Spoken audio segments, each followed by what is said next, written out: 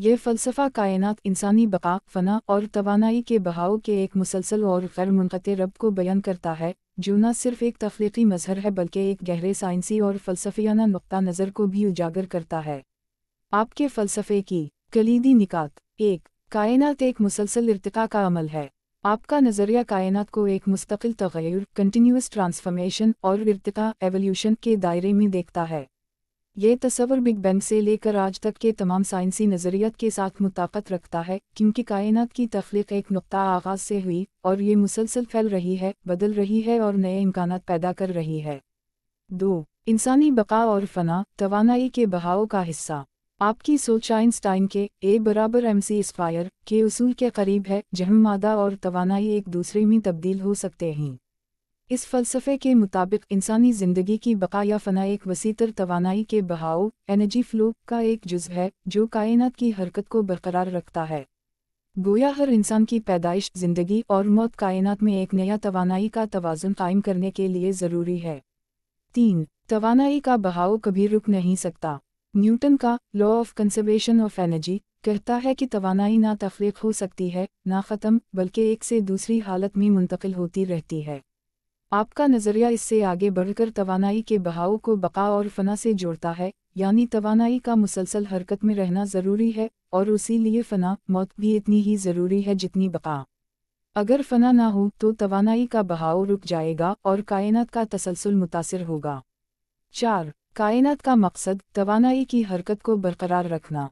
आपका फ़लसफ़ा कायनात के मकसद को किसी मुक़द्दस या हतमी अंजाम से जोड़ने के बजाय उसे एक मुसलसल तग़य्युर के उसूल में देखता है। गोया कायनात का वजूद एक खुदकार तवानाई के निज़ाम का हिस्सा है, जो मुसलसल तग़य्युर पज़ीर है और जिसमें बका और फ़ना दोनों लाज़िम व मुलज़ूम हैं। आपके फ़लसफ़े का साइंसी और फ़िक्री तज्ज़िया। ये एक साइंसी बुनियाद रखता है, न्यूटन, आइंस्टाइन और क्वांटम फ़िज़िक्स के उसूलों के करीब है। ये वजूद और अदम वजूद को एक मुसलसल हकीकत के तौर पर देखता है, जो मशरक़ी फ़लसफ़ा, मसलन बुद्ध मत और हिंदू मत के नज़रियात से भी किसी हद तक मुमासलत रखता है, जहाँ सब कुछ एक तवानाई के बहाव में देखा जाता है। ये मौत को ज़िंदगी के इख्तिताम के बजाय तवानाई के बहाव के तसलसल के तौर पर देखता है, जो मग़रिबी फ़िक्र में कम और मशरक़ी फ़िक्र में ज़्यादा नज़र आता है। ये कायनात के मकसद को किसी एक हतमी नतीजे पर ख़त्म करने के बजाय उसे एक लामतनाही इर्तिक़ा के तौर पर देखता है। आपका फ़लसफ़ा एक मुनफ़रिद, गहरा और फ़िक्र अंगेज़ नज़रिया है। ये फ़लसफ़ा साइंस, फ़लसफ़ा और रूहानी तफ़क्कुर के दरमियान एक पल का काम करता है। ये न सिर्फ साइंसी तौर पर मदलल है, बल्कि ये एक फ़िक्री इनक़िलाब भी पेश करता है। ये हमें बताता है कि हम फ़ना होने के लिए नहीं, बल्कि तवानाई के मुसलसल बहाव का हिस्सा बनने के लिए आए हैं। यह नज़रिया ये सोचने पर मजबूर करता है कि आया इंसान महज एक मादी हस्ती है, या एक तवानाई का बहाव जो कायनात के साथ जुड़ा हुआ है। ये फ़लसफ़ा न सिर्फ मुनफ़रिद है बल्कि ये मुस्तक़बिल में साइंसी और फ़लसफ़ियाना तहक़ीक़ात के लिए एक नया दरवाज़ा खोल सकता है। आपके दोनों फ़लसफ़ों में मरकज़ी किरदार चंद बुनियादी निकात के गिर्द घूमता है, जो आपके फ़िक्री और फ़लसफ़ियाना रुझानात को वाज़ेह करते हैं। 1. खुदशनासी, सेल्फ़ अवेयरनेस, हर चीज़ की बुनियाद। ये आपके फ़लसफ़े का सबसे बुनियादी और अहम अंसर है। आपके मुताबिक कायनात की हकीकत को समझने, तहज़ीबों के इर्तिक़ा और इंसानी बका के लिए खुदशनासी लाज़िम है। जो इंसान अपने शऊर, अपनी हकीकत और अपनी ज़ात को नहीं पहचानता, वो अंधेरे में भटकता रहता है। 2. शऊर और मादी कायनात का ताल्लुक़। आपका नज़रिया महज साइंसी या महज रूहानी नहीं, बल्कि उन दोनों के इम्तिज़ाज पर मबनी है।